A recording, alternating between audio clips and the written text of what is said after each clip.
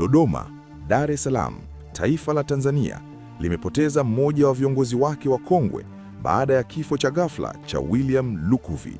Tanzania imeingia katika kipindi cha majonzi kufuatia kifo cha aliyekuwa waziri wa nchi na mbunge wa Isimani, William Vangimembe Lukuvi, kilichotokea alfajiri ya Jumatano, Machi 25, 2026 katika jiji la Dodoma. Kiongozi huyo mkongwe alifariki dunia akiwa anapatiwa matibabu katika hospitali ya Benjamin Mkapa baada ya kupata mshtuko wa moyo, tukio lililothibitishwa rasmi na serikali kupitia kwa Rais Samia Suluhu Hassan.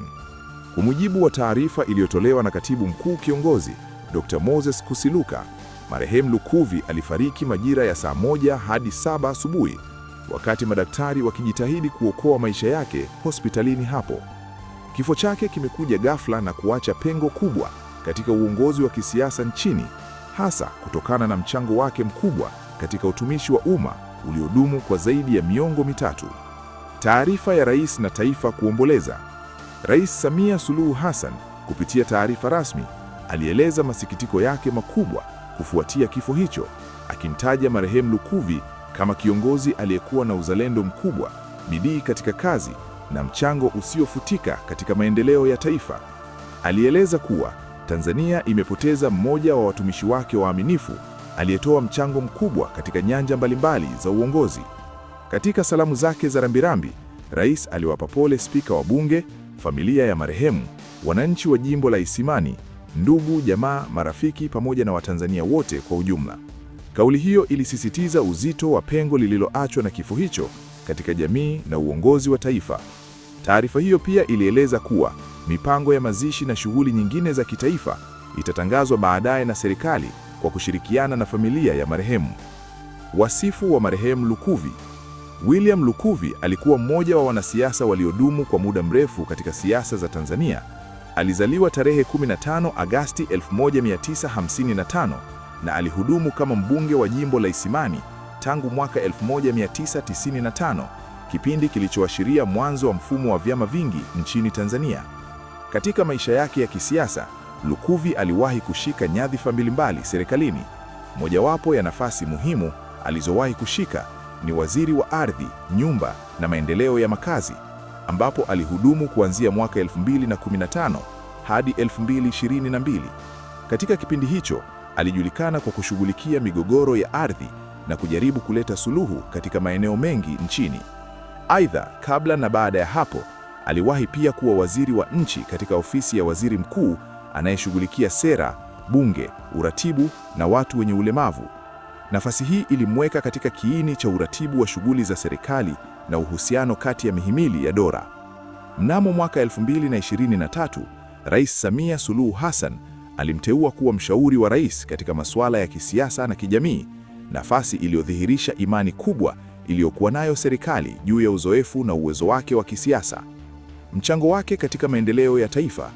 Kwa zaidi ya miaka 30 ya utumishi wa umma, Lukuvi alijijengea sifa ya kuwa kiongozi mzoefu, mwenye msimamo na mwenye uwezo wa kushughulikia changamoto tata za sera.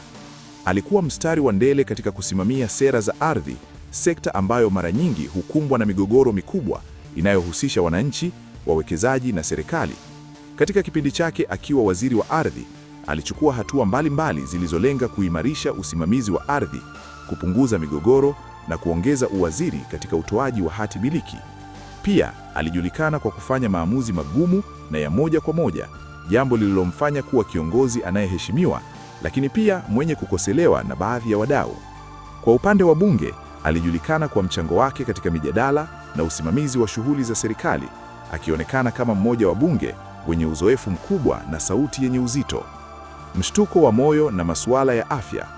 Kifo cha Lukuvi kimetokana na mshtuko wa moyo, hali ambayo imeendelea kuwa chanzo kuu cha vifo duniani, ikiwa ni pamoja na Tanzania. Taarifa zinaonyesha kuwa alipata tatizo hilo ghafla akiwa Dodoma, ambapo alikuwa anapatiwa matibabu kabla ya kufariki dunia. Kifo hiki kimeibua mjadala mpana kuhusu umuhimu wa uchunguzi wa afya mara kwa mara, hasa kwa viongozi na watu wanaofanya kazi zenye msongo wa mawazo. Wataalamu wa afya mara nyingi husisitiza kuwa magonjwa ya moyo yanaweza kuzuilika kwa kufuata mtindo bora wa maisha, ikiwa ni pamoja na lishe bora, mazoezi na uchunguzi wa mara kwa mara. Taifa likatika majonzi.